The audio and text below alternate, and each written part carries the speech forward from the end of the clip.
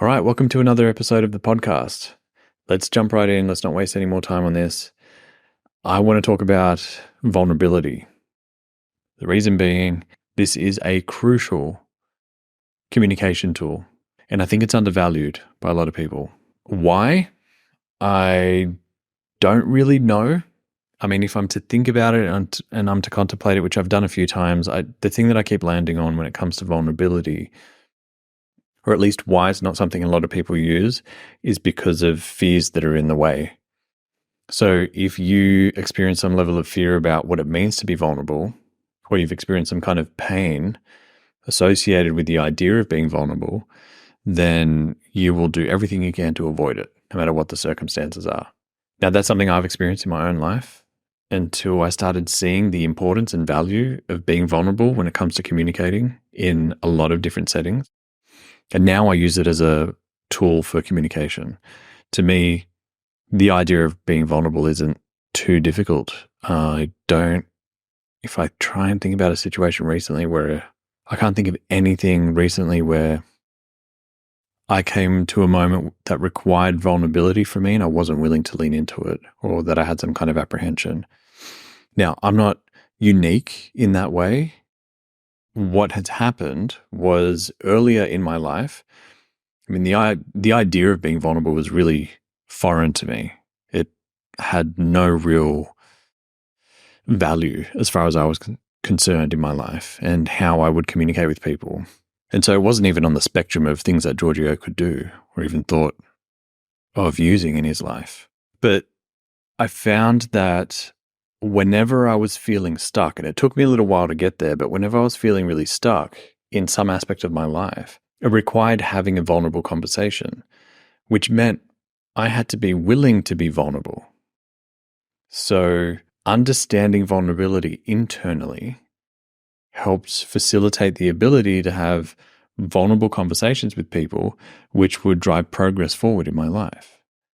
It was almost like removing a bottleneck or taking the handbrake off with whatever I was wrestling with. So the more time I spent getting really clear on what was going on internally and being vulnerable with myself, I was able to then communicate those vulnerabilities to the people around me, whatever the circumstances were, in order to be able to drive whatever it was that I was dealing with, whether it was a relationship with my wife, relationship with family, business situations, business deals, or, legal situations, or even just decisions in the business. Whatever it was that was required, I was able to be vulnerable with myself and be honest with myself, which then allowed me to then communicate that vulnerability and that openness with other people, which removed most blockers to making progress, and then things would take off really quickly.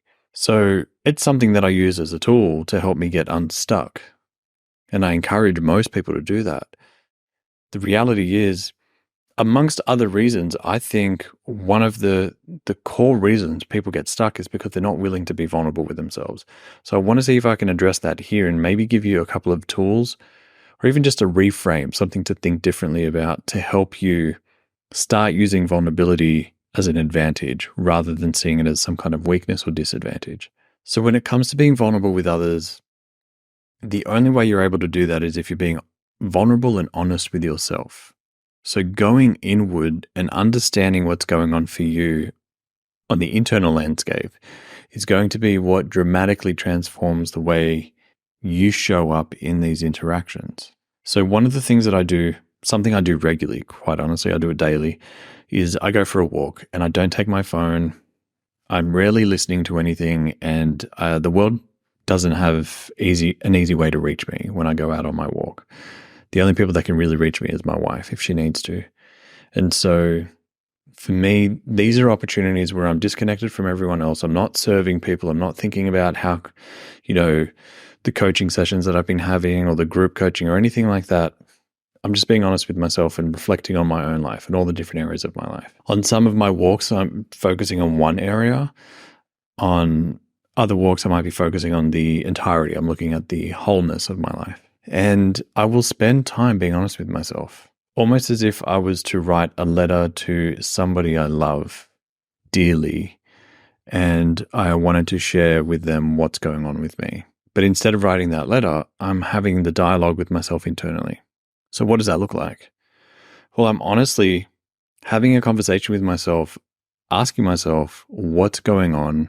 Where do you feel like things aren't fulfilling some kind of expectation for yourself? Where do you feel you are experiencing some level of disappointment? And what areas do you feel like you're struggling to improve? Now, I use the words or the word improve in quotation marks because I'm not actually interested in improving things, because that implies, especially when it comes to ourselves, it implies that somehow we are inferior. And it's only when I do this that I am better or I am the person I'm supposed to be. And I'm not about that. I won't get into the deeper layers of the psychology there. But in essence, it basically says that who you are as you are today is not enough.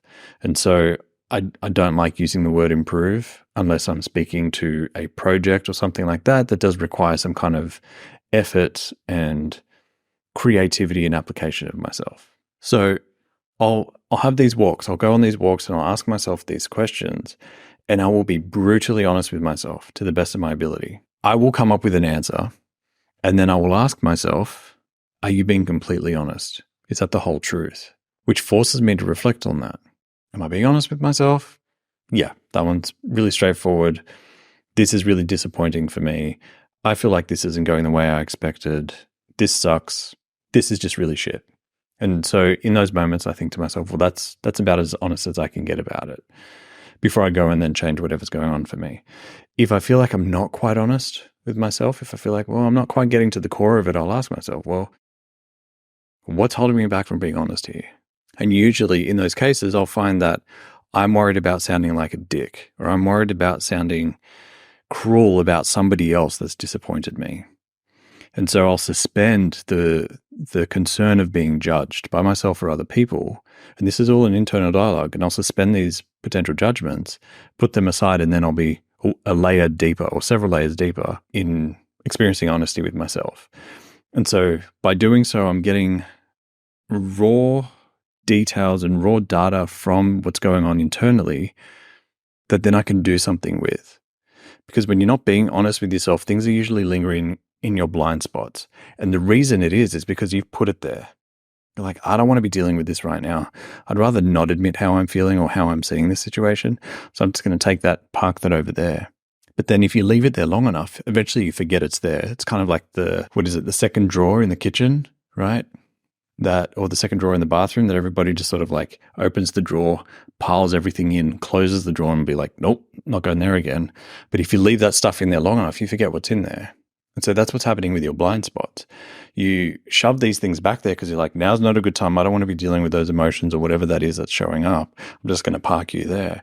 But if you insist on parking it there long enough, you'll just forget that it exists. Now, if you want to make progress moving forward, you've got to take these things out of your blind spots, which requires being honest with yourself. And so you bring these forward, you look at them in front of you, and then you are then empowered to actually do something about it because you've taken something that's out of your blind spot and brought it front and center. So there's no more hiding from it. Now, once you've got it front and center and you're being honest with yourself through this vulnerability, then if it involves somebody else, if the next step, if your issue is with somebody else, if your challenge is in a relationship with your partner or with a family member or a business partner or even a colleague, you then have the opportunity to communicate what you've revealed to yourself to those people. Now, that's where the vulnerability part comes in because you're coming into the conversation and the dynamic with the cards you've been dealt by the dealer of life, if you like. And instead of what most people do, which is hold their cards close to their chest, and then occasionally they'll just sort of like reveal one and they'll put it down on the table, but keep the other cards really close. Because they're like, I'll show you one if you show me yours. And it becomes this sort of like tug of war of who's going to reveal more first, which drags on progress. Like it slows it down to a crawl. So my preference is you get to go into these conversations now that you're honest with yourself and you're looking at the raw hand that you've been dealt. And you walk into the conversation and say, hey, I'd like to be really open and honest with you about something or this particular situation. This may be uncomfortable. It's certainly uncomfortable for me, but I want to show you where I'm at. And then you lay out all your cards, not aggressively, not abruptly, but considerately, right? You're being considered in the way you're laying it all out. Here's this card. And I realize that with this card, I think I'm starting to feel a little bit disappointed, maybe even overwhelmed with the way the situation is, which has also led me to feel that this card has also created a lot of confusion for me, which makes it hard for me to know which way to go from here. And then I also realized that I was concerned about the way you would think and feel about me being open with, which is what this card's about, right? So you're sort of laying out each and every one of these cards for them, not hiding any of them, not keeping any up your sleeve or, down your belt line or anything like that. You're like, these are my cards. The only way you can be honest with other people is if you are honest with yourself. And so that's why I suggest having those conversations with yourself first and getting honest. And it doesn't have to be an internal dialogue conversation. It can be written. If you journal and that's your style, do that. If you type and that's your style, do that. But you want to be honest with yourself.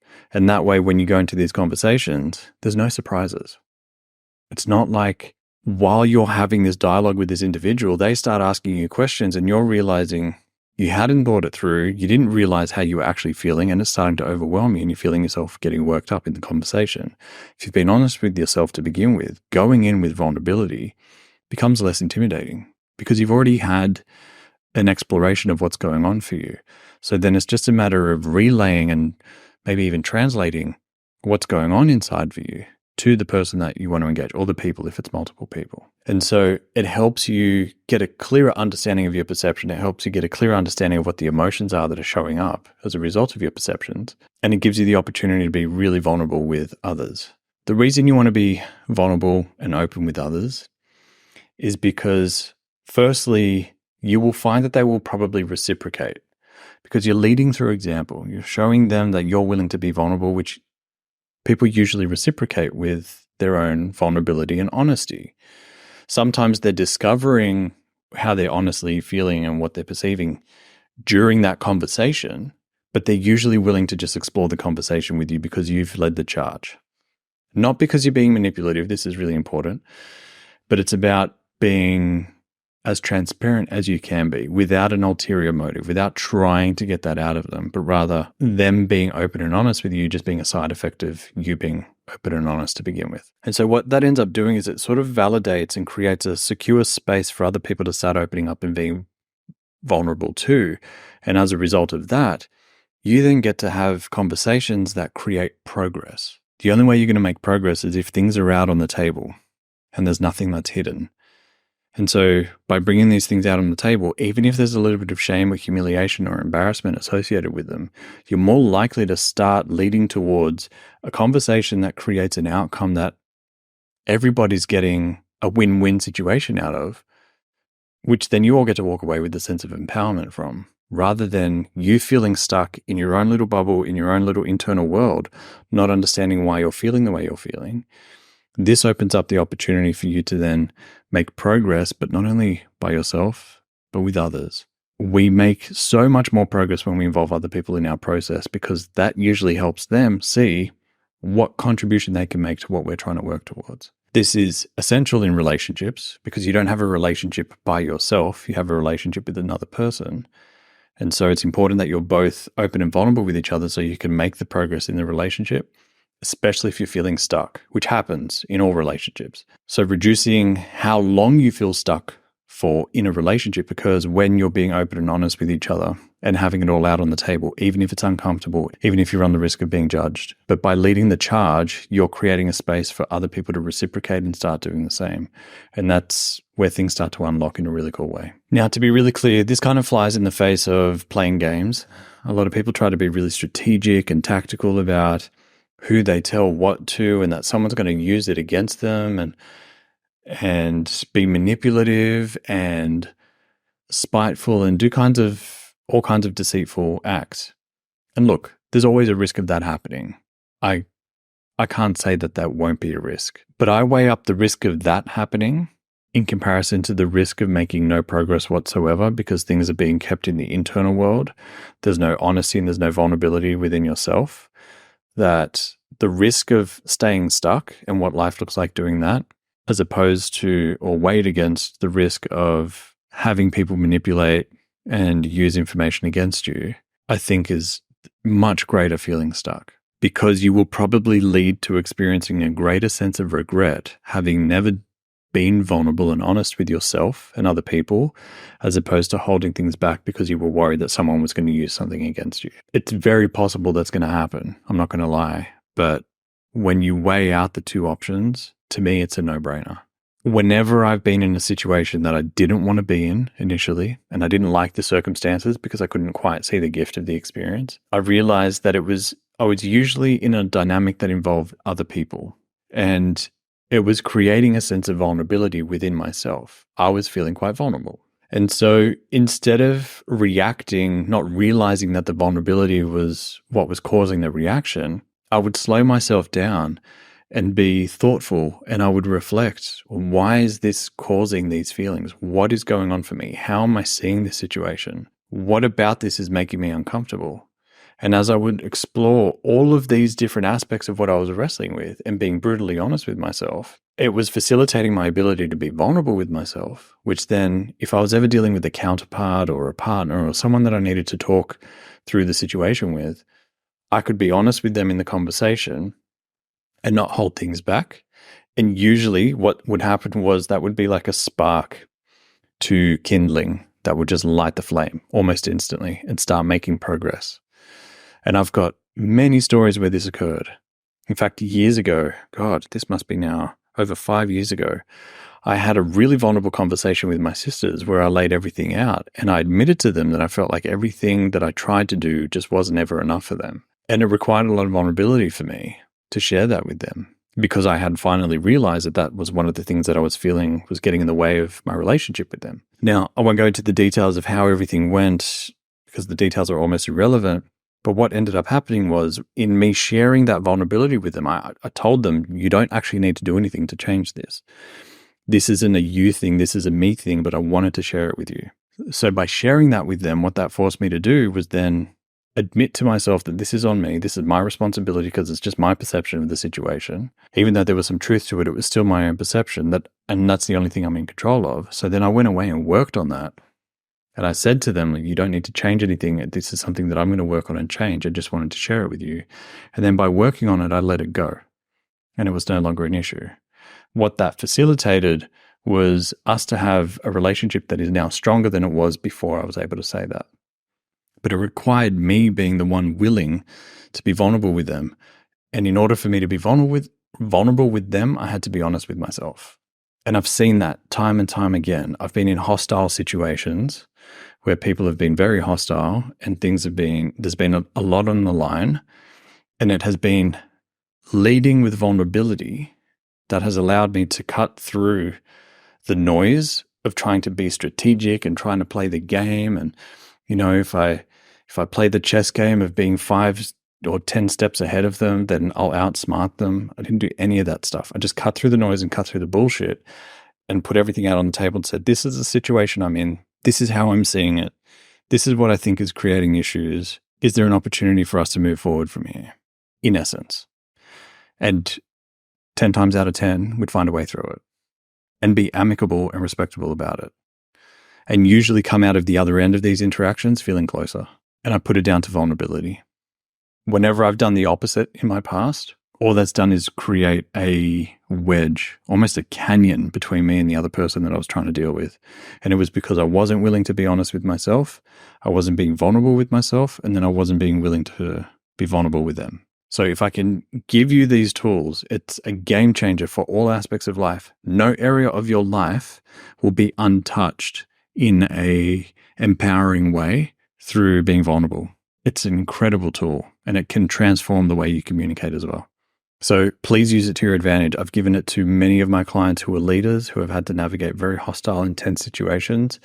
And time again, whenever they implement it, they find that it works incredibly and it's empowering for everyone involved. So please use it to your advantage. It could be a total game changer for you. I wanted to share this topic with you because it's something that I've experienced in my personal life, but also something that I've given to a lot of people and have seen some remarkable results for them too by using this tool. So hopefully, if you start implementing it, please use it. Use it to your advantage. Start making progress in areas that you feel stuck. And believe me, this stuff works. What I bring to the episodes we create, all of my writings, my book, everything that I'm doing, I give you what I've used. So it's tried and tested. So please use it to your advantage. And I hope you're getting value from this. And really quickly, if you are getting value from this, I want to ask a huge favor of you. If you could spend 20 seconds jumping into Apple Podcasts or Spotify, wherever you're listening to the podcast, or even here on YouTube, and leave a review, leave a 5-star review. If you're getting a lot of value from it, it makes a huge difference. And it helps me get the message out to try and change the people's lives that I'm trying to reach. So please spend the time doing so. It makes a massive difference. And it's only 20 seconds of your time. I'd love if you could do that. In the meantime, we will keep producing content, and I'll see you in the next episode. Thanks for being here.